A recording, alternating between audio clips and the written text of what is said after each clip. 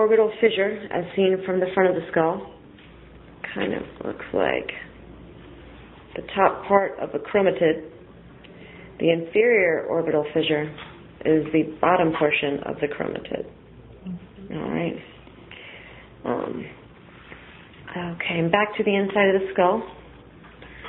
We have a few foramen to look at. Foramen lacerum. Foramen lacerum, excuse me. Foramen ovale, which is, of course, in the shape of an oval. Foramen spinosum.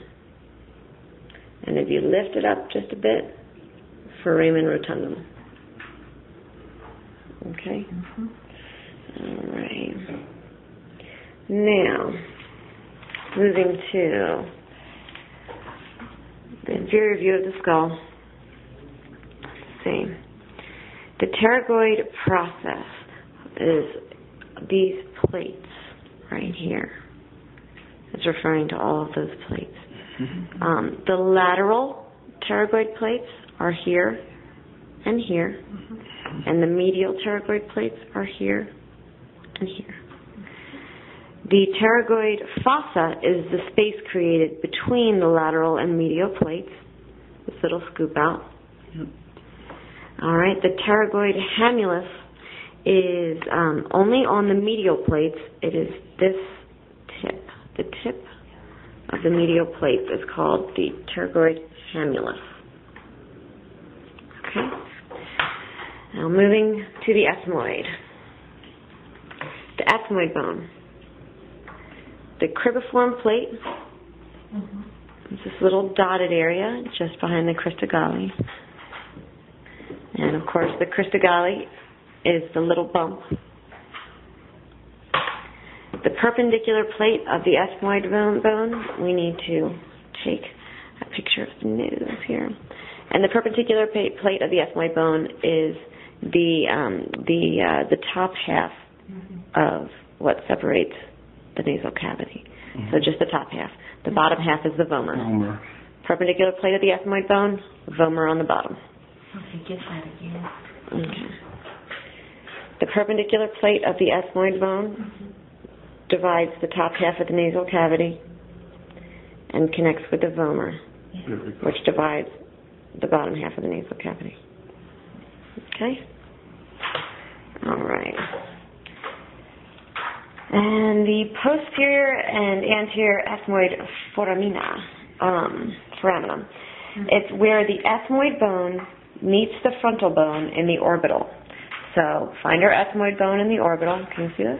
Yeah, we're in there. And you find the frontal bone in the orbital.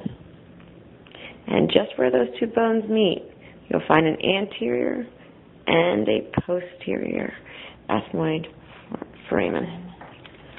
So, okay. Moving on to the maxilla. The alveolar processes are the tooth sockets. These little tooth sockets. The zygomatic process of the maxilla would be just before this suture line, so right here. The infraorbital foramen, the foramen below the eyes, are right here. The anterior nasal spine is the bump right at the base of the nasal cavity, a little sharp bump. The frontal process of the maxilla, so follow that up, is located right here. Okay. The palatine process of the maxilla, I'll flip you over. It is the bumps, the two bumps on the roof of the mouth. You can feel them. Okay. The incisive foramen is the foramen just behind the front teeth. And last but not least, on the maxilla, the orbital plate of the maxilla is the space just here at the bottom of the orbital Okay. Now moving on to the zygomatic bone. All right. The frontal process of the zygomatic bone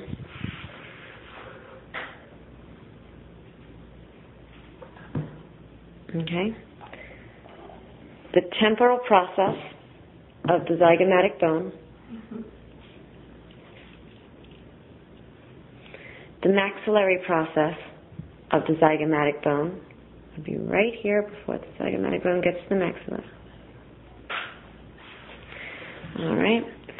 The zygomaticotemporal foramen would be actually behind the cheekbone. So you can get a good view of that. You can see where that dot is. Mm-hmm. That's the zygomaticotemporal foramen. Right. Click here and there one more time. It's right there. There you go. Perfect. Okay. The zygomaticofacial foramen would be right here on the front of the zygomatic bone. Okay. The zygomatico-orbital foramen would be in the lateral side of the orbital, right here. Right there. Zygomatico-orbital foramen. Okay. Mandible. Okay. The body of the mandible would be this whole area right here, between the angle and the tubercle. The mental foramen, there's one on either side.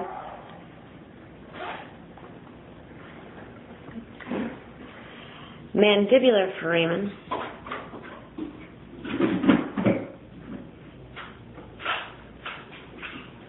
Also on the other side. Okay. The oblique line of the mandible comes right down here.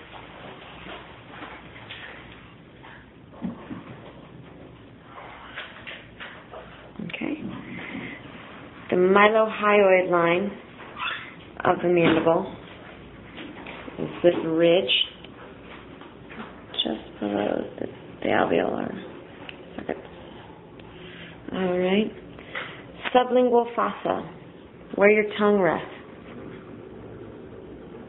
A little impression here where your tongue rests. All right. The submandibular fossa is just below the mylohyoid line. All right. The mental spine is located where that nail is. Terrific. You'll feel a little bump right there. Okay. Let's see here. What do we have next? The front. The mental protuberance. It's our little Jay Leno spot, as Dr. D says. The mental tubercles are located lateral to those, or to that. The ramus is the posterior portion back here. We also take a side view. This is considered the head of the mandible, also known as the condyloid process. Condyloid process. All right, so there's the head. The neck, fittingly, is located just below the head. The coronoid process is the shark fin here. Okay, and I don't know if this helps with the coronoid process. I always think of a corona, a crown, and it kind of looks like the point of a crown. All right. The notch is the space between the processes. The angle of the mandible refers to this angle between the ramus and the body. All right. I wasn't sure about these, so I'll have to come back to those. The lingula is this cute little tongue flap that starts to cover up the mandibular foramen. You can see it on both sides.